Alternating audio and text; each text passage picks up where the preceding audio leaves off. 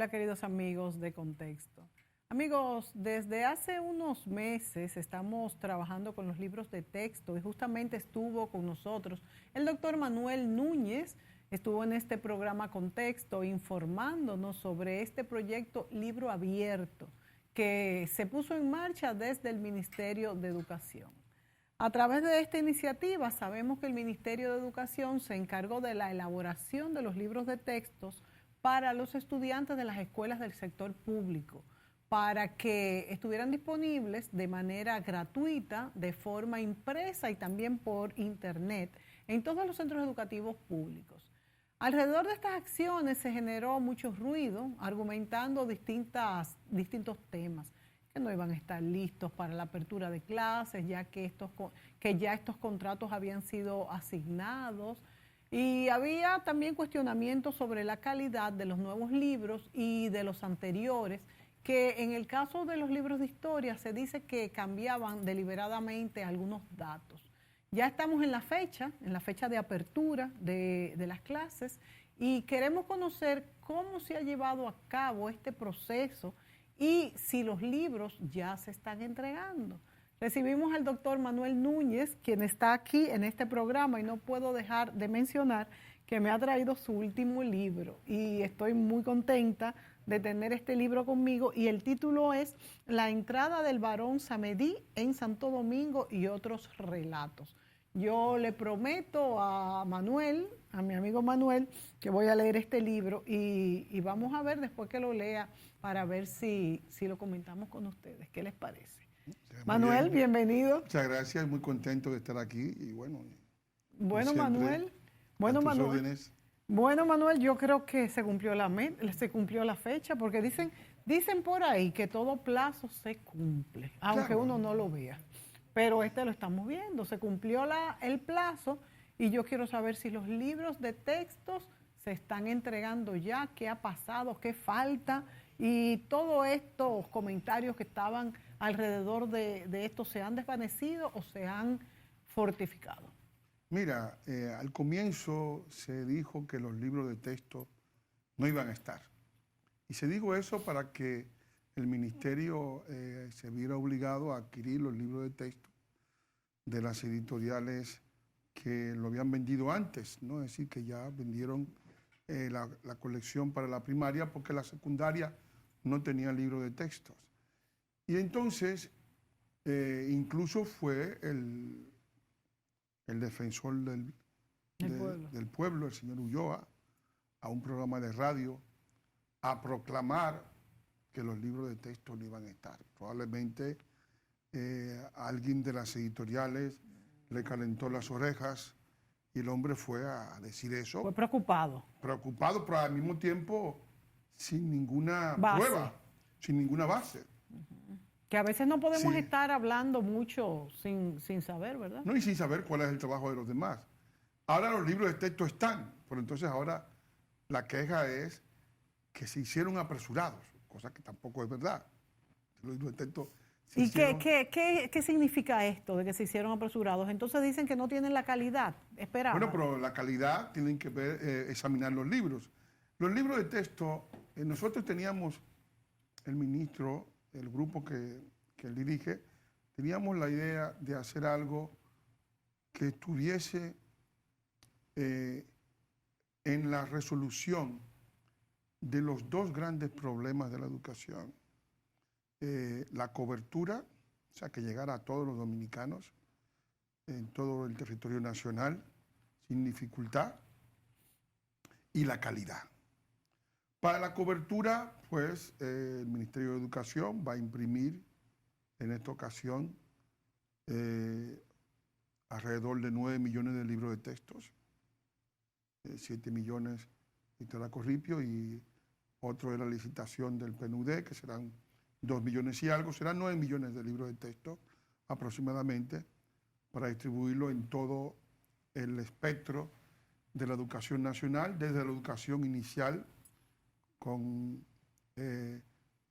pre-kinder, kinder y preprimario, hasta la educación de bachillerato, que va del 1 al 6º del bachillerato, es decir, todo el orbe, ¿verdad?, educación en todas las áreas, en las 4 grandes áreas que son objeto de la evaluación de las pruebas nacionales, que son lengua española, ciencias sociales, matemáticas y naturales, y también en las demás áreas, ¿verdad? Educación física, educación artística, idiomas, formación humana y religiosa, que también forman parte del currículum. O sea que estamos hablando que las 8 áreas están cubiertas completamente. ¿Se van a usar algunos de los pasados, algunos textos de los pasados? No. O sea, los textos pasados fueron objeto de una distribución en las provincias más lejanas, porque los libros de texto, una vez que se utilizan, los maestros los recogen, ¿verdad? Exacto. Para darle otra vez. No somos un país boyante. Claro. Se le da un segundo uso, esto siempre se ha hecho. Para darle un segundo uso, y ya se ha hecho eso con los libros que estaban, que se habían distribuido en la escuela primaria, que son los libros que ahora están en las provincias fronterizas, que ya fueron enviados de hace ya 2 semanas. Todos los libros que ya han sido impresos están en las unidades de distribución. O sea, se están ya comenzando a distribuir. Se están ya comenzando a distribuir. Nosotros haremos una presentación en el mes de septiembre, a la que serás invitada, desde luego, para que conozca ya todo el catálogo de lo que se ha hecho. Y igualmente el ministerio lo va a subir a la plataforma Libro Abierto del MINER. O sea que va a estar distribuido online para todos los estudiantes además. Exactamente, podrá ser descargado en todo el territorio de la República Dominicana. ¿Lo puede descargar un niño que no esté cursando ese curso en la escuela? Por ejemplo, un niño que quiera repasar, un niño por ejemplo, de 6º curso, o vamos a decir del bachillerato, ¿puede descargar uno de un curso anterior? Sí, claro. Sí. Es así. Hay todo un sistema de la identificación escolar, ¿verdad? Eso es importante, que incluso también los padres. forma parte para tener un control de lo que se está descargando, pero lo podrá descargar perfectamente. O sea que habrá libros desde el rincón más remoto hacia el oeste, desde Las Lajas hasta el rincón más remoto hacia el este, Cabo Engaño. En todo el territorio de la República Dominicana estará accesible a todos los dominicanos, a todos los estudiantes, sin importar el nivel, a todos los profesores, a todas las asociaciones, a todos los grupos de maestros y docentes. Es decir, que todo el que interviene en el proceso educativo tendrá acceso a estos libros de texto, y eso es un logro que se ha logrado, que hay que decirlo, que ha sido siguiendo el objeto de la calidad, porque ¿quiénes son los que elaboran los libros de texto? Y ahí tu preocupación. Nosotros hemos ido a 11 instituciones. 11 instituciones son las que han estado elaborando estos libros de texto. La Universidad Autónoma de Santo Domingo, la Universidad UNE, la Universidad UCE, la Asociación Jesuita Fe y Alegría para los libros de primaria, el Episcopado Dominicano para los libros de formación humana y religiosa, junto a una confederación ecuménica de evangélicos.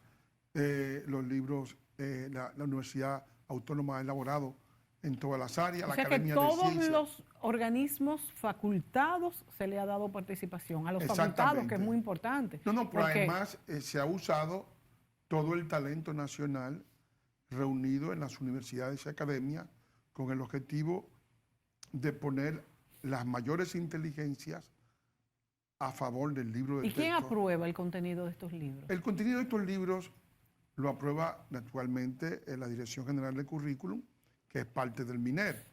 Todos los organismos del Ministerio de Educación han colaborado. Ha sido un trabajo arduo. Un trabajo tripartito. Por una parte están las universidades académicas y academias, por otra parte está la unidad editorial, que es la que organiza toda la construcción de esta operación, y por otra parte la Dirección de Currículum y Medios Educativos, que le apoyan este objetivo, que es el objetivo de producir unos libros de texto de calidad para el estudiantado dominicano. De calidad porque se han usado a las personas más idónea. capaces en cada Y mi área. amiga Luisa Navarro no está supervisando eso, que es tan bueno. Yo hubiera querido que Luis Navarro estuviera allí, Sí. pero la UAS, nosotros tratamos directamente con la institución y la institución es la que elige internamente a sus colaboradores. Sí. Pero sí me hubiera encantado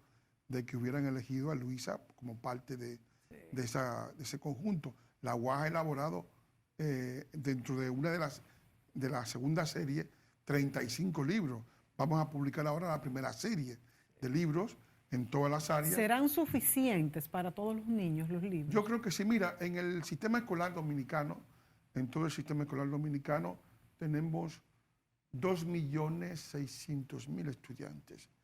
De esos 2.600.000 estudiantes, hay 514.000 que corresponden al sector privado. O sea, que el sector privado representa el 20% de la matrícula y el sector público representa el 80%. O sea, nosotros vamos a impactar al 80% del estudiantado, porque el sector privado compra los libros de texto que elaboran las editoriales privadas que tienen ese mercado. No hay ningún interés por parte del ministerio en llegar a ese mercado, porque evidentemente nosotros creemos que la diversidad ayuda a la creatividad y a un mejor abordaje de la educación. Manuel, la pregunta del millón aquí, la más importante, es si realmente se le bajó el costo, que era el objetivo número 1 del Ministerio de Educación, si se le bajó el costo a estos libros de textos. ¿Cuál va a ser el resultado, la comparación del resultado de lo que se hizo ahora en cuestión de presupuesto con lo que se hacía antes? No, el resultado ha sido extraordinario. Te voy a dar un ejemplo práctico. El Ministerio de Educación anualmente tenía concebido una cantidad de 2.000 a 3.000 millones de pesos para cubrir los costos de la compra de los libros para la educación primaria, es decir, para los 6 libros de la educación primaria y para los libros correspondientes a la educación inicial. Y tenía más o menos una cantidad semejante para la educación secundaria. En la última licitación, adjudicación que se hizo, que está suspendida por razones jurídicas, se hablaba de 1.800 millones de pesos. No eran libros impresos, eran libros... 1.800 ¿para qué? Para el bachillerato. Para el bachillerato. Sí, en la educación secundaria. Sí. O sea que anualmente estábamos hablando entre 5.000 y 6.000 millones de pesos toda la operación.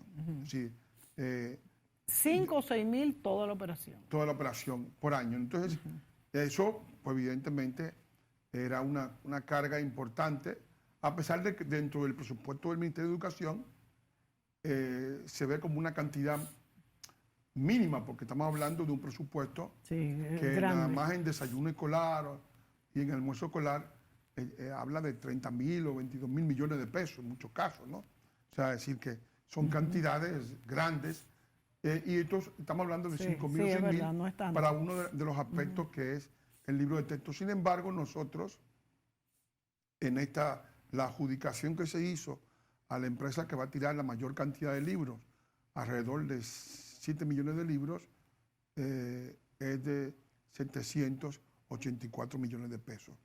Si eso es un ahorro, si eso no es un ahorro, ¿qué es entonces un ahorro? ¿Y por qué entonces se gastaba tanto dinero? ¿Por qué? Porque estamos hablando de un ahorro de ¿cuánto? De 700, vamos a decir 800 millones.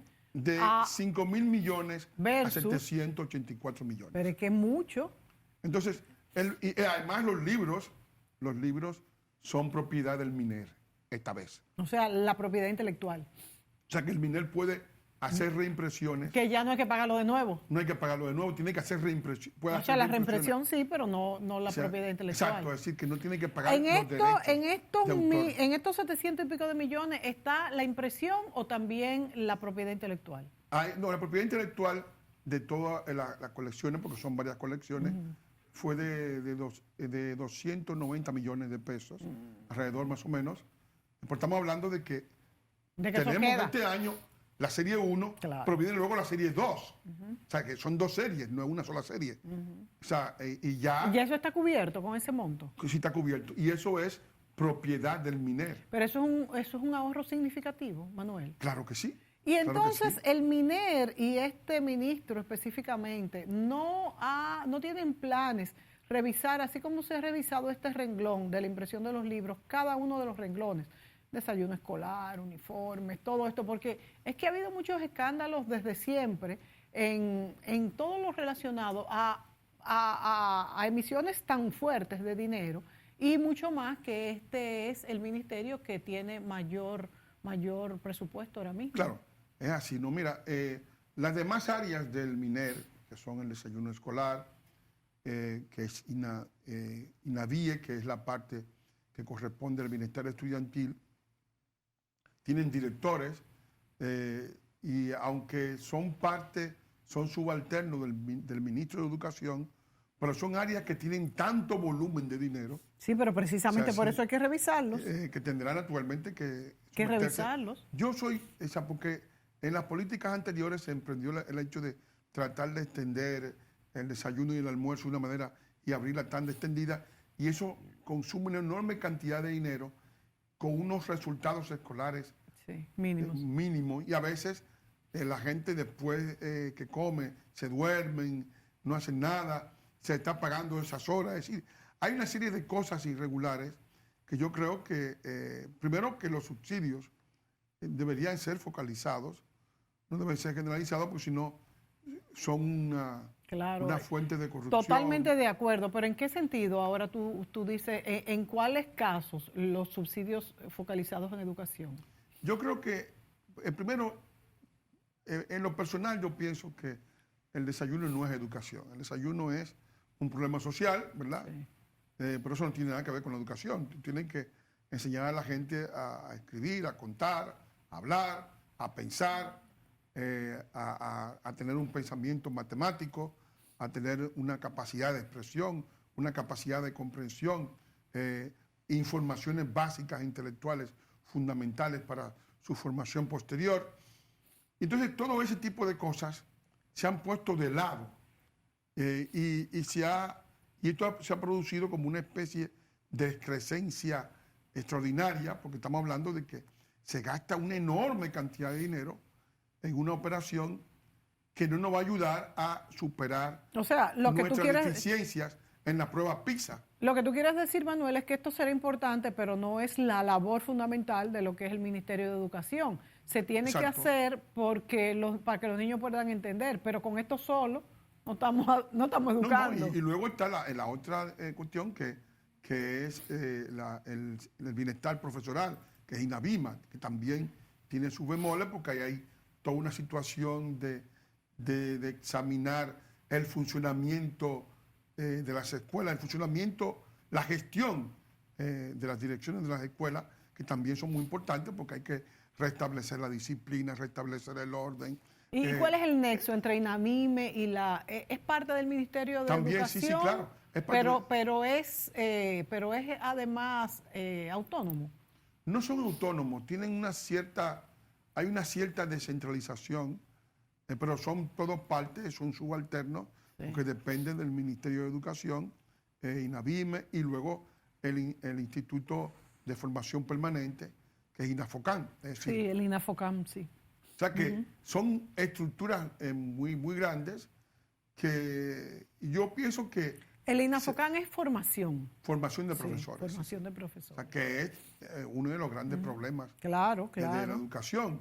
La educación tiene componentes fundamentales. Sí. La institución escolar, que debe ser salvada, está los programas, es decir, el currículum, que sea un currículum adecuado a la transformación social, a la adquisición de competencias fundamentales para hacerle frente a la vida.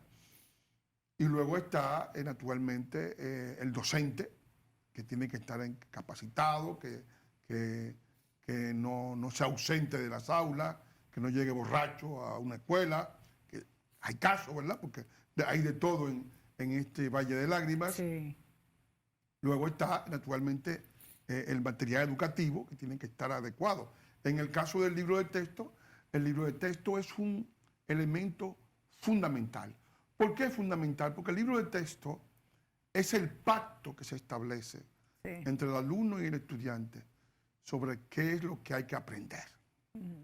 Es decir, si tú dejas la clase sin libro de texto, el profesor puede hacer lo que quiera, puede ponerse a hablar de Belén con los pastores, hablar de cualquier cosa en el tiempo escolar. Evidentemente eso sería catastrófico para la clase. Entonces, el libro es, digamos, el menú que hay que degustar. O sea, en este tiempo de clase hay que trabajar con este libro. Ahora, este es un libro nuevo, es un libro abierto. Y es un libro abierto porque es un libro que sigue todas las pautas de la educación nacional. Es decir, cuando tú das una clase, tú has sido maestra, cuando das una clase, tú das una información, hay una información previa, ¿verdad?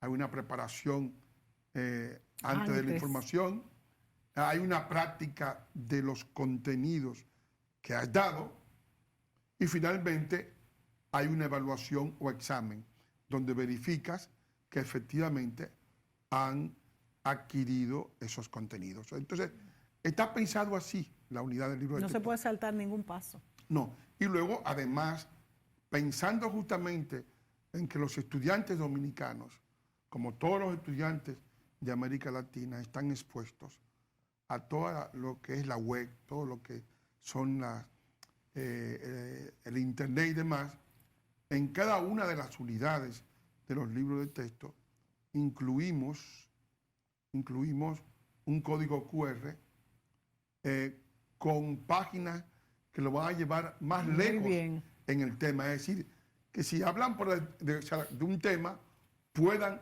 profundizar en ese tema, abriendo... Todos los libros tienen código QR. Todos los libros tienen... Oye, pero un gran logro. Si todos los libros tienen un código QR, ese código le da acceso al estudiante a direcciones, a lugares en los cuales él puede profundizar. Fíjate aquí está el código QR. Vamos a enfocarlo, ponlo de frente a la cámara, Manuel. Sí. Ajá. Mira el código QR. Los estudiantes pueden, a través de ese código, entrar en una dirección, en un documental, en un documento, en una entrevista. Fantástico. Que profundiza en los contenidos. Y se puede hacer en el mismo colegio también. Exactamente. Si es decir, o sea que realmente es un libro abierto. Este es uno de los libros nuevos, entonces, Ciencias Sociales. Muy, muy bonito que está. Muy bien. Son libros atractivos para el estudiante dominicano. Es decir, que el estudiante pueda ir más lejos porque estamos utilizando la propia pasión del muchacho. Pero muy bonito que está, por el internet, para usarla en beneficio de la escuela. Una pregunta, Manuel. De los contenidos de la escuela. ¿Por qué me dijiste que era Editorial Corripio y quién más que lo estaban imprimiendo? Bueno, hay otras editoras. Corripio es la principal, desde luego. ¿Por qué este cambio de costo? Yo quiero saber por qué esto está saliendo en 800 millones versus lo que antes salía en...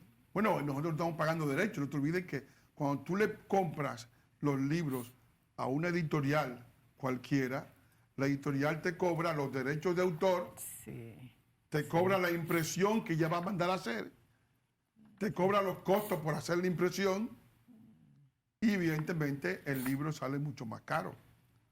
Pero cuando tú licitas directamente a la imprenta te va a dar el costo y según las cantidades que estás imprimiendo, es decir, te va a dar un costo unitario favorable a un ahorro significativo como ocurre en este caso. ¿Cuánto se prevé que dure vigente estos libros de texto? ¿Cuánto dura una edición? Los libros deben durar, en principio, los libros que el MINER le aprueba a las empresas duran 4 años. En este caso, este libro podrá colocarse al día cada año porque evidentemente al ser un libro del MINER y al estar en línea, se puede modificar si hay que modificarlo. Anualmente y hay una unidad editorial y ya que eso no es tan caro. Eso.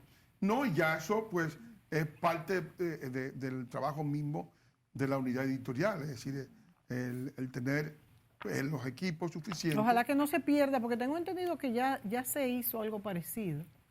Y no sé, bueno, no existían, no estaban todos estos métodos online que pudieran... No, claro, en ese momento se hizo en la época de doña Ligia Amada Melo, el BIC hizo una edición de libros, en la época de Jacqueline Malagón también. Doña Jacqueline yo creo que fue la primera. Jacqueline Malagón fue la primera, sí. Pero fueron eventos parciales. Sí. Esta vez nosotros hemos cubierto las 8 áreas del currículo nacional. Yo creo que ha sido y será a partir de ahora el primer gran evento, porque estos libros además... Tenemos que celebrarlo esto, porque yo creo que es un logro del país. Vámonos a la pausa, Manuel, para otros temitas también ahí que son importantes.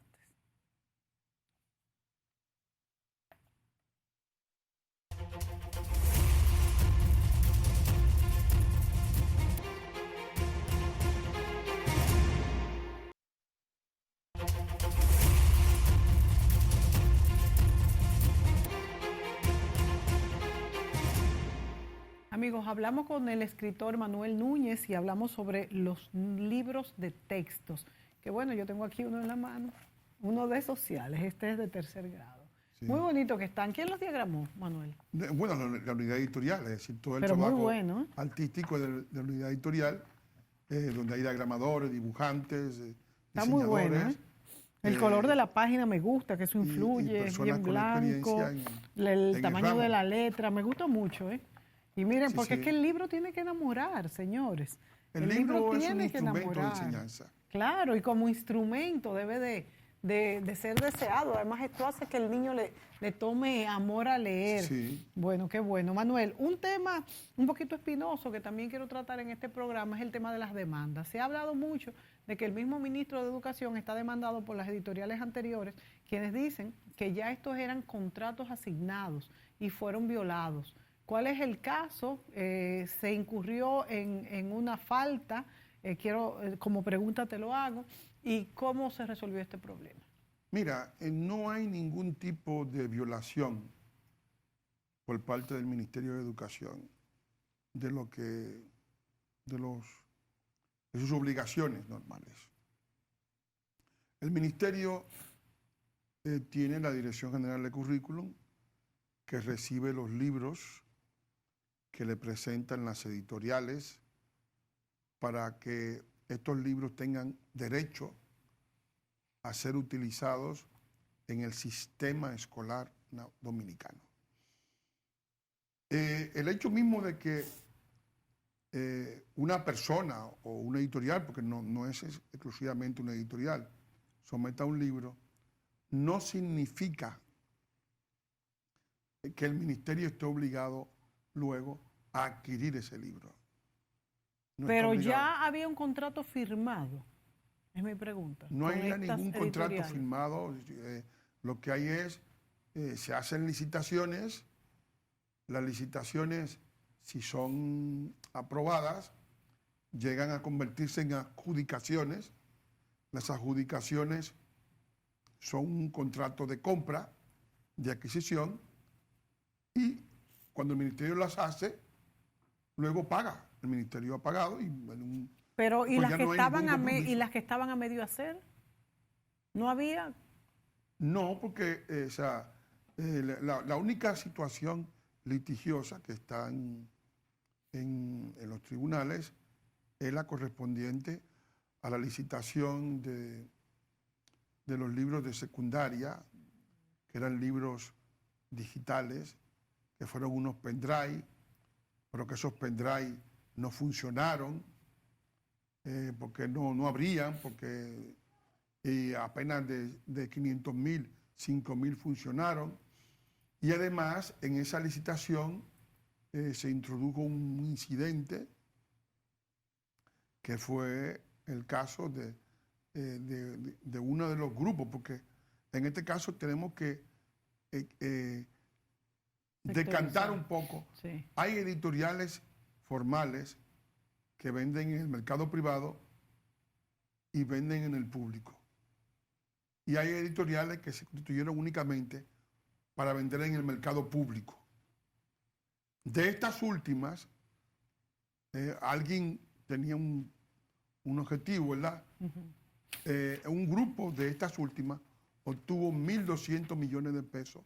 O sea, de las que solo eran para el sector público. Sí, en adjudicaciones, ¿no? Tuvo 1.200 millones de pesos. Que dirigía el señor Cosme Peña, pero eso, pues, en razón de que una de sus editoriales estaba dirigida por un chofer de ese personaje, la gente consideró que solía chamusquina, y que no, claro, compras y contrataciones objetó esa adjudicación y eso sigue un curso legal. Este señor que tú dices que era la cabecilla no figuraba, sino sí. que figuraba. No, él era, digamos, estaba en una asociación entre ellos, ¿no? Y bueno, había varias personas, pero básicamente el proveedor del material era él, porque los demás no tenían equipos para proveer. Es una especie de forma de atrapar, como una mantarraya, todo lo que puedan. ¿Pero estaba en alguna otra compañía también que licitaba? No, habían 5 que licitaron. Y son de 5 dueños distintos, no tenían nada que ver entre sí. Claro, no, asociados. Asociados los 5. A él. O sea que una sola persona tenía 5 empresas que estaban participando. No exactamente, porque usaba 5 empresas. Usaba 5 empresas. Que puedan ser prestanombres. ¿Y eso está dentro de la ley? Bueno, eso justamente ese fue el gran kit del problema, porque quizás si hubiera tenido la calidad, pero no la tenían además las personas que estaban al frente de él. No era una cuestión de calidad, era una cuestión de que solía raro, ¿verdad? Y se metió allí la luz, y cuando entró la luz, se descubrió que una de las empresas del señor Cosme Peña, que era Escultín. ¿Qué era? Escultín, domiciliada en la Juan Erazo número 10, tuvo una adjudicación de 140 millones de pesos. Y que eso era, pues evidentemente, bastante extraño, ¿verdad? Porque la persona que aparecía como responsable era chofer de ese señor. Entonces, todo eso, como olía raro, eso pasó a la justicia y bueno, ya... ¿Y solamente hay demandas por este señor que tú dices que se llama Cosme Peña? No, luego ha habido las intimaciones hechas por Casa Duarte, por Actualidad Escolar, intimaciones hechas contra el ministro, contra el ministerio, contra la unidad editorial, contra mí, sí, todo tipo de ¿Todas son estas 3 compañías? Esas 2 compañías, Casa Duarte y Actualidad Escolar, en la actualidad. La otra tiene un curso jurídico diferente, que eso está en otro caso diferente, ¿no? Entonces, una es Casa Duarte y la otra... Actualidad Escolar. Actualidad Escolar, sí. ¿Esas sí tienen razón o no? Esas, pues, lo que están pidiendo es que se les recorten las competencias al ministerio.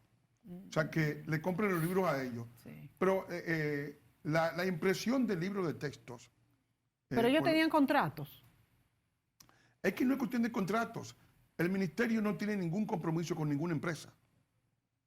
El ministerio no está asociado a ninguna empresa. El ministerio no tiene ningún cogobierno con ninguna empresa. Tiene la facultad de decidir. El ministerio puede hacer una licitación que puede dar pie a una adjudicación de compras en algún momento. Pero después de eso no hay ningún compromiso. Santas Pascuas. ¿Y ya habían terminado las negociaciones con Casa Duarte y con Actualidad Escolar? No se hizo licitación este año. Entonces, ¿qué es lo que están diciendo entonces? No entiendo. Pues están gritando porque no se hizo la licitación. No, el ministerio no ha licitado porque el ministerio... Pero como tú bien dices, no tiene la obligación de hacerlo. Su propio libro. No tiene la obligación. Entonces, no tiene la obligación de hacerlo. Esta es una demanda que no es demanda. Es una es una demanda en el sentido de que ellos dicen que ellos han puesto... mira, suponte tú que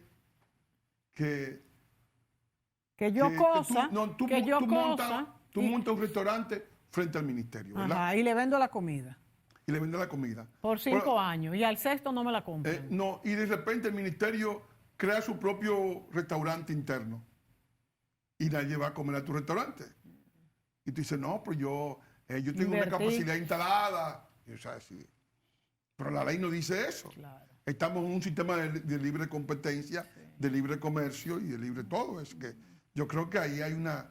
además, legalmente, la ley 6697, en su artículo 94, literal E, dice que una de las funciones del ministerio, de las funciones fundamentales, es producir los materiales pedagógicos. O sea, esto había crecido porque el ministerio estaba incumpliendo su propia ley, la ley que lo faculta al ministerio para ordenar los libros de texto. Se puede decir, no, que los libros de texto, como dijeron algunos, los libros de texto no lo puede hacer un ministerio, pero nosotros, según la ley, sí lo podemos hacer. Pero no lo estamos haciendo nosotros, estamos haciéndolo con los sectores... Altas casas de estudio, tú has mencionado. Exacto, con las universidades y academias. Es decir, con las mayores muestras de la inteligencia nacional.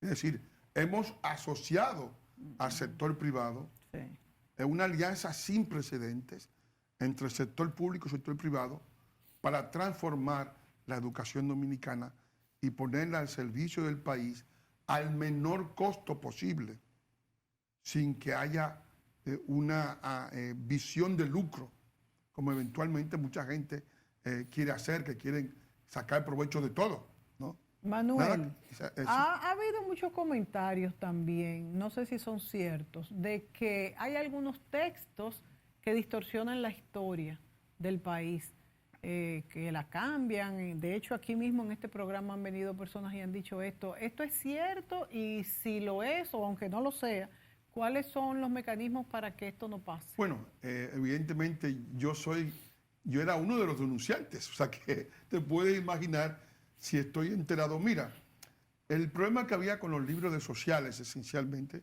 la enseñanza de la historia, era que había textos que idealizaban la dominación haitiana y que trataban de ponerla al servicio. ¿Con qué objetivo, Manuel? Con el objetivo de degradar a la nación, de degradar el país. ¿Pero dominicanos hacían esto? Dominicanos, sí. Tuviste que en el fin de semana, ayer, en el periódico nacional, apareció una historiadora de cuyo nombre no quiero ni deseo acordarme, nunca, que dijo que sentía vergüenza de ser dominicana. O sea, ¿Y por qué? ¿A qué lo atribuye que sienta vergüenza? Bueno, porque no se enseña la historia que ella quiere enseñar. Es una historia pro-haitiana, de convertirlo en una federación, es decir, de tratar de destruir el sentimiento nacional. Nosotros entendemos que la educación nacional, y esto es un gran mensaje, yo pienso que es importante, lo más importante de la enseñanza de la historia es que el dominicano defienda la continuidad histórica de la nación dominicana, que defienda el proyecto de Juan Pablo Duarte, que defienda su país, que sienta orgullo por su país, que se sienta vinculado a su nación. Y todo eso lo hemos protegido. Yo, evidentemente, uno de los aspectos que más he examinado es ese, porque a mí me parece que es fundamental. Hay áreas que son esenciales en la vida de un país. La enseñanza de la lengua para que los estudiantes sepan expresarse, sepan comunicarse. Nuestros estudiantes en la universidad, yo soy profesor universitario, padecen de estreñimiento mental porque no pueden llenar la página en blanco. Sienten una verdadera angustia ante el horror de ver la página en blanco. No pueden escribir. Y todo eso implica que ese talento dominicano está lastrado por las incapacidades que le creó el sistema escolar.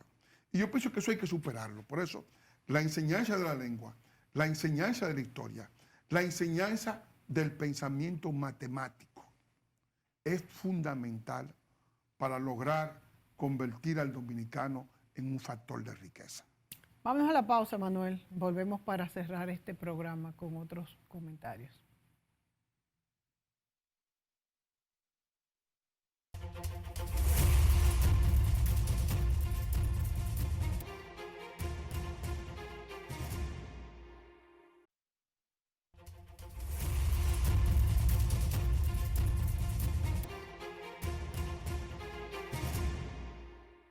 Amigos, nos acompaña el escritor Manuel Núñez y hablamos sobre los libros de textos impresos por el Ministerio de Educación, de los beneficios y del ahorro que esto ha significado para este ministerio y para la nación dominicana. También es importante la parte de la evaluación del producto que sale como libro. Y Manuel Núñez hablaba en el segmento anterior sobre la importancia de que cuando el joven pase por la escuela, termine teniendo un background de lo que es la historia dominicana, de lo que es la identidad nacional y por supuesto conocimientos, por ejemplo, en gramática, que lo mencionó el doctor Manuel Núñez, y en matemáticas, que son fundamentales para la incorporación en el mercado laboral. Manuel, hablemos un poquito más sobre esta identidad nacional que ahora con la globalización se quiere más un individuo global, un individuo que pueda caer bien en todas partes. Pero la identidad, yo creo que el que cae bien es el que aporta su propia identidad, porque la conoce, se siente parte y entonces puede contribuir a una cultura, sea la que fuese. Pero un individuo sin identidad es como una veleta al viento, entonces esto es peligroso, querer construir individuos que simplemente son, por querer ser del mundo, de todo, entonces no se pierde la identidad y esto es peligroso y mucho más si, como tú bien señalaste en el segmento anterior, hay un discurso manipulado en cuanto a favorecer la historia, que no lo entiendo, la verdad no entiendo cómo podemos favorecer la historia, en este caso de Haití que tú has mencionado, versus la dominicana. No entiendo bien esto realmente. Mira, realmente lo que ocurre es que mucha gente se apunta a estas corrientes globalistas, incluso hay fundaciones como la de George Soros, que se llama Open Society, que se dedican... ¿Qué ganan? ¿Qué ganan con esto? Él tiene un programa de destruir todas las sociedades, de crear una especie de desorden mundial, y lo ha hecho en Europa, lo está haciendo en América. No es ficción, porque es una persona que tiene una cantidad inmensa de millones de dólares, que lo ganó en una estafa de bolsa con la Bolsa de Londres, y lo está empleando en un proyecto personal de desordenar la sociedad, de promover los grandes desplazamientos migratorios que en muchos casos implican la suplantación de las poblaciones nacionales y al mismo tiempo la destrucción de naciones enteras, porque lo que se produce en una sociedad cuando tú instalas a una población que no es la tuya, que no se incorpora, que no se integra, que está ligada a un país vecino, es una especie de fractura interior. Lo que se produjo ahora mismo, hace poco en Francia, que muchachos que nacieron allí, no que se sienten allí, parte, que son hijos de inmigrantes, que no se sienten parte de ese país, le han pegado fuego a más de 30.000 carros, más de 1.000 edificios, que detestan esa sociedad, que están desarrollando una guerra interior en contra de los nacionales. Yo no creo que importar eso acá sea ideal. Yo creo que eso destruiría nuestro país y pienso que es una cosa que hay que evitar. Por eso esa visión de un globalismo abierto, de que lo dominicano no es importante. No, yo creo que lo dominicano debe ser lo más importante para los dominicanos, para su propia continuidad, para tener su propia expresión en el mundo, para tener, digamos, la fuerza para insertarse en la globalización. Hay que tener la fuerza de lo nacional, es decir, saber cuál va a ser la voz de la República Dominicana en el concierto de voces que estamos escuchando en el mundo actual. Pero según tú acabas de decir, Manuel, no es un individuo sin identidad. Lo que, según tú evalúas, se promovía en algunos libros de textos, sino era un apego más a la cultura del vecino. Había una visión de la cultura antinacional, una idealización de la dominación haitiana, una racialización, es decir, una especie de tratar de crear de favorecer el afrocentrismo con relación a otro tipo de visión, y todo eso con el objetivo de modificar los resultados históricos de nuestra propia independencia, porque en definitiva nosotros tenemos dos ideas del mundo distintas. Los haitianos dicen como lema, la unión fue la fuerza. O sea, ellos tienen como visión el fusionismo. Nosotros tenemos como visión Dios, es decir, la adscripción a Occidente, no al vudú, sino a Dios. Patria, la unidad de los dominicanos, como una patria, como un pueblo multirracial. No hay dominicano es más que blanco, más que mulato y más que negro. Y libertad, el derecho a un gobierno propio. Sí.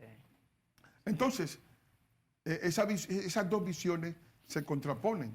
Y yo pienso que mientras los dominicanos, lo que ha hecho que los dominicanos progresen y que sean un país distinto y que tengan una economía 13 veces mayor a la del vecino, es justamente el no estar fusionado con ellos.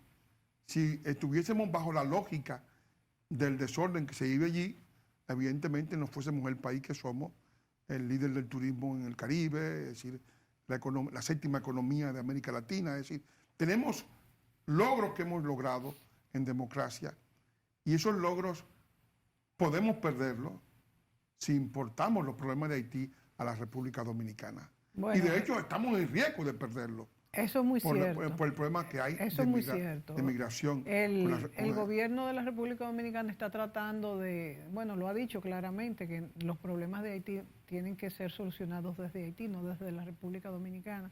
Pero tal parece que se está haciendo difícil lograrlo. Qué pena, qué pena. Pero volvamos a nuestro tema de hoy, que es el libro de texto, que es lo que está haciendo el Ministerio de Educación. Y volvamos a una frase que se repite en el mundo entero y es que el adelanto, el desarrollo de una sociedad proviene desde la educación. Claro está que hay factores muy importantes como la corrupción que hay que tratar de frenar, se está tratando de hacer en nuestro país, nunca se hace del todo, pero yo creo que eso está y también puede inculcarse desde el colegio. Yo creo que desde el colegio, con esos valores morales y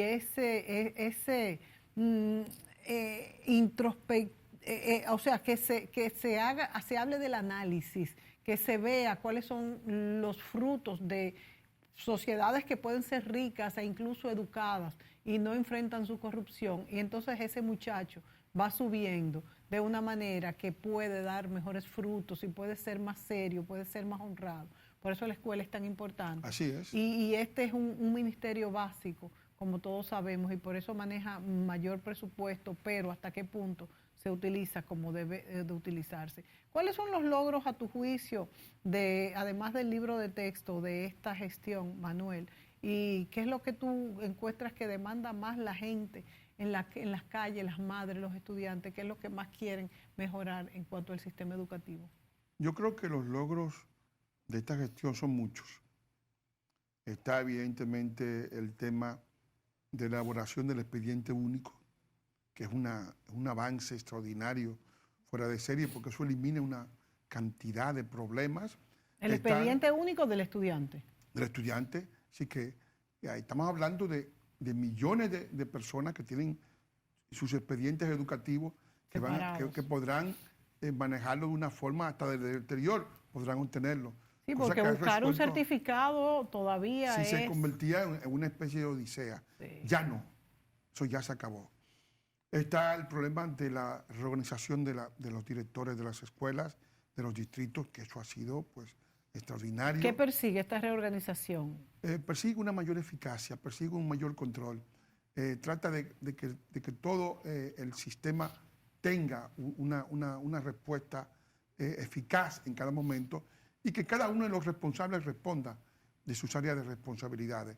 Desde luego los libros de texto, que son una cuestión, y no solamente los libros de texto, la plataforma que hemos creado para que puedan bajar los libros de texto tendrá además todas las clases que durante la pandemia se impartieron, Uy, qué bueno. que los estudiantes podrán escuchar esas Muy clases. Muy bien, esto podrán es un reorientarse, tesoro. porque el objetivo es, en un futuro, de que esas mismas clases puedan servir de apoyo al estudiantado, de modo tal que en caso de que no pueda asistir al aula, pueda escuchar la clase, que no se quede ni un día sin clase, que no haya pérdida de clases, que se elabore con la mayor eficiencia la ordenanza que se elaboró sobre el nuevo sistema de evaluación. Todo esto está guardado entonces, todo esto de la pandemia está grabado. Está grabado todo, sí. Todo esto, y naturalmente esa ordenanza que se ha dado sobre el nuevo sistema de evaluación para evitar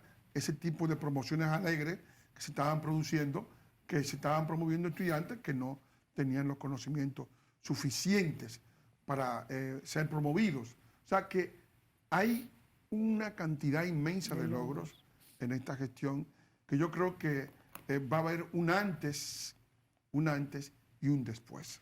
Manuel, yo te felicito porque tú eres parte de este logro de los libros de texto. Ya lo tenemos aquí algunos en las manos que ya lo hemos mostrado. Esperemos que los demás se estén distribuyendo desde ya. ¿Cuándo comienzan las clases? El 28 de agosto. El 28 de agosto. Las clases, o sea que ya comienza en estos próximos días el inicio del año escolar. Esperemos que nuestros niños tengan un aprovechamiento máximo, que vayan contentos, felices de reencontrarse con sus profesores, con sus amigos y principalmente de ir a aprender, a formarse con lo que les dará la llave de su futuro. Gracias, Manuel, por estar aquí con nosotros. A ustedes, amigos, gracias por sintonizarnos y será hasta la próxima.